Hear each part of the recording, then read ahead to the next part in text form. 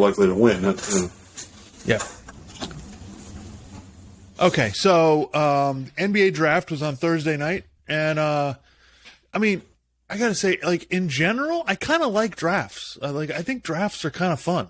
You know, it's again, it's not going to hold my attention for hours on end.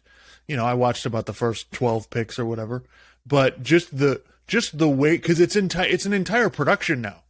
Like it used to not, the draft didn't used to be that way. Now it's a gigantic experience. It's all of these, you know, all of these people in the media, everybody descends on it, and it's fantastic. So I thought it was really funny that how the sports media completely missed on the whole thing. So the whole, I think Tuesday or Wednesday, Adrian Wojnarowski reported, no, it's pretty firm. The top three were pretty firm. It's going to be Jabari Smith, Chet Holmgren, and then Paolo Banchero third. And then all of a sudden, an hour before the draft, he was like, oh, wait a minute. You know, so then Orlando took Paolo Banchero from Duke, which is interesting thing about the top three guys, they're all 6'10" and up. Paolo Banchero from Duke went to Orlando. He's 6'10", 250. Chet Holmgren is 7 foot, but he's only like 190 pounds. And he went to Oklahoma City. So, and I've seen video of the main guys. And what I will say is, and then Jabari Smith from Auburn went to Houston. So what I just thought it was really funny. Everybody freaked the whole time. We've been saying these three guys are pretty much even, right? All three could be the number one pick in just about any draft. You know, right. they're all number one pick worthy. But then we get 2 days before, and it's like, no, they're definitely taking this. Oh no, wait a minute. You know, it just cracked me up because everybody was freaking out. Oh my God, how could they do that? And it's like, well, like I saw them and they're all really good. Like this is the fun part about this draft is the three guys are going to be really exciting. Like they can all score really well. They all play pretty good defense. You know, they can do all the stuff. You know, they can all dribble, pass, and shoot. The Jabari Smith from Auburn is like 6'10", and he shoots 40% from three. Like, He's awesome. So I think it's going to be, you know, it sucks that the teams that they're on are not going to be any good, but they're going to be like, we're going to be watching their YouTube clips next year and be going, wow, like these kids are all really good. So, and the other thing I noticed, like watching looking at the top like 15 picks or whatever, like if you're 6'2" or 6'3" and below, I don't know how you play in the NBA anymore. I really don't. Like, because everybody they're between 6'6" and 6'10", super long arms. They're all freak athletes. I don't know how you, like Jaden Ivey, he's a kid from Purdue. He's kind of like a Ja Morant type player. Not quite as athletic, but it's that kind of athleticism. Like he's a freak. And he's not, you know, I think he's like 6'3" or something like that. And so, if you have super athleticism and you're short, okay, I get it. But I don't know how you make it if you're 6'2". You got to be something special, you know, for guys that are small. Well, then the question also becomes, okay, you can make it in the NBA, but if you're trying to contend for a championship, can you still have one of those guys be the main guy on your roster? You look Steph at Curry obviously just did, but Steph Curry is the greatest shooter we've ever seen. I mean, he's unbelievable. So and Chris look Paul, like he burns out in the playoffs. So yeah, exactly. Yeah, it's just so hard on the rest of your team to manage it when this guy's your main guy. And you look at, and honestly, this has been true of the history of the NBA. You look at the history of the NBA, your best player generally has to be 6'6" and up, like for you to win the title. That's generally how this works. There's only very few exceptions. It's basically, you know, Isaiah Thomas, you know, Dwayne Wade, Steph Curry. Like that's really, you know, these little guys, like they can't be the best player on your team. It's really hard to do. And we're seeing it with Chris Paul now, where, you know, I think this is one of the things that people miss. Chris Paul has been miscast his whole career. Like he's had to be the best player on all these teams because the other players around him weren't good enough to take it.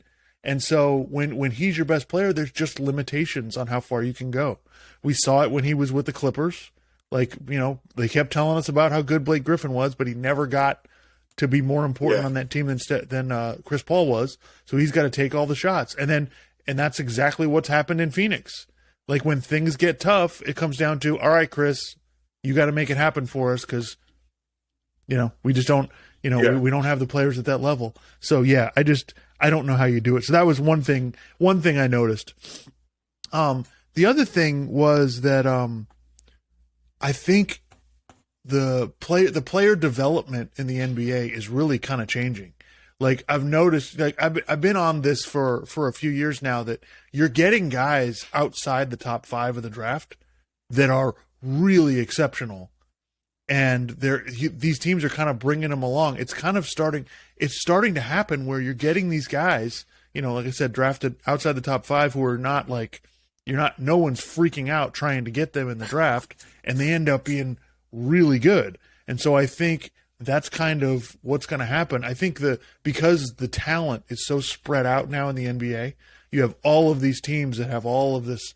There's just so much more talent than there used to be, number one. And the way that it's spread out, you're going to get these guys, especially because you're drafting them all and they're 19. You're going to get these guys who are going to come in and you give them a few years in the right system and they're just going to become superstars. So I wrote down a list here just because I'm looking at the past drafts. So I went back from basically 2010 and I just started looking at, and almost, every other year, there's basically some ridiculous player development story. So if you go back 2010, right, Paul George was taken 10th. Okay. And again, was nothing for the first couple of years, and then he became a really good player in Indiana, and we've seen what he's become since then. 2011, Klay Thompson was taken 11th. Really good shooter, but he was playing for Washington State. In the same draft, Kawhi was taken 15th. And the first few years of Kawhi, it was like, okay, this guy's a good defender. He'll stand in the corner, and then he became a better shooter, and then all of a sudden it's like, oh my God, this guy's like Kobe Bryant. Yeah. He all of a sudden had this mid-range game. 2013, CJ McCollum was taken 10th. 2014, Zach LaVine was taken 13th. 2015, Devin Booker was taken 13th. 2016, Jamal Murray was taken 7th. And then 2017, Donovan Mitchell was 13th and Bam Adebayo was 14th. So I think, the NBA draft is never going to be the top 12 picks are all unbelievable. That's never going to happen. Yeah, no. But what I am noticing is lottery picks have a certain amount of value. There is the dividing line of the difference in value between having a pick that's 12th, 13th, and 25th is huge. Right. So, let's see. So the other thing about the draft, so the New York Knicks are obviously gearing up for something. They traded out of the 11th pick, which of course the draft's in New York, so all the New York fans go apeshit because the Knicks didn't take anybody. The Knicks basically pulled a New England Patriots. They traded down, and everybody went nuts. But the Knicks now have 3 first-round picks in next year's draft. None of them are going to be top 5, but they have 3 picks that they're going to, obviously the Knicks are going to do something. They obviously, I don't know if it's just making room for Jalen Brunson. I don't know if they're actually going to make a run at Kyrie Irving. I don't know what they're doing, but they're doing something. So this was really funny. So there were a couple, how ridiculous the media is. So now with the draft on ABC, they have the draft, they put the draft on, but it's more like the kind of like human relations draft. It's like where they interview the kids and they do the feature story on each player. And it's not really about basketball. It's more about like family. It's like the ABC family version of the draft. So it's kind of like, and then they'll go to so they had Stephen A. Smith and Jalen Rose on there. So, they say, oh, well, the Oklahoma City got Chet Holmgren with the second pick. What do you think, Stephen A.? And he's like, listen, Oklahoma City's really good at drafting players. They've done it a bunch of times. How many championships do they have? We need a guy who can get it done. Okay? They need to draft somebody who can make it happen. And, enough of this. We need to win, and it's just like, it's like, I don't know what planet you're on, Stephen A., but I'm going to break a little news for you. Oklahoma City, not going to win the championship this year. No matter who they drafted, wouldn't have made any difference. They could have drafted nobody. They're not winning the title. Like, Yeah. I'm not understanding where this is coming from. Now all of a sudden they have championship expectations? What the hell are you talking about? Yeah. And then he lost his mind when the Knicks didn't draft somebody. Like, there was I don't know if you saw this, but so there was a scene where Spike Lee comes up to console him. Okay. And they both got on their knees and they're praying, please, why can't the Knicks be good? Please, why can't, we want it so badly. It's like, they have all these guys, talented guys getting drafted, and the Knicks take none of them. None of them. This is terrible. It's an abomination. Well, even if they had taken some of them, do you actually have faith that they would develop them into good players? No, Like, there wasn't. yeah, so- Listen, once the Knicks what they wanted was to get Jaden Ivey, which is the unbelievable guard with the 4th pick or whatever, but they couldn't pull off that trade. Sacramento wasn't willing to trade with him. So it's like they got to 11 and it's like, and again, the Knicks have role players. That's not the Knicks' problem. Like, the Knicks drafting another rotation guy who can come off the bench is not going to help them. They have Yeah. the Knicks, it's a difficult situation and it's very strange. And I think we're seeing this now in sports where these major markets, when they're not good, the pressure is now on you to be good, and the Knicks have no chance of being good. Like, there is nothing the Knicks, like, oh, great, we cleared cap space, we're going to sign Jalen Brunson. Fantastic. There's no move that's going to, so yes, they shouldn't have signed Julius Randle to that contract. That was a mistake. That probably really hurts them. Okay. But the Knicks are okay.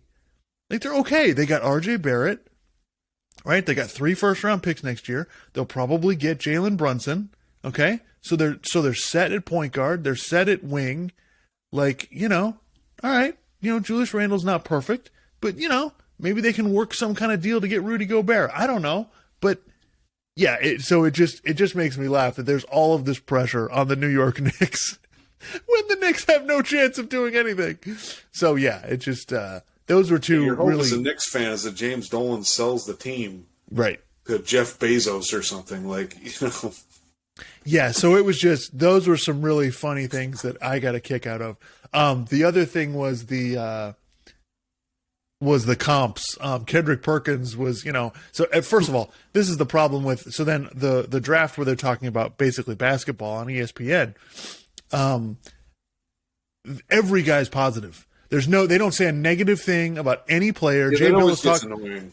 right. Jay Billis talks about their wingspan and, Kendrick Perkins always wants big guys to be drafted and it never ends. So they have to do a comp, for every player, which sometimes is good, sometimes is a disaster. So the best one was Kendrick Perkins said that Paolo Banchero with the number 1 pick.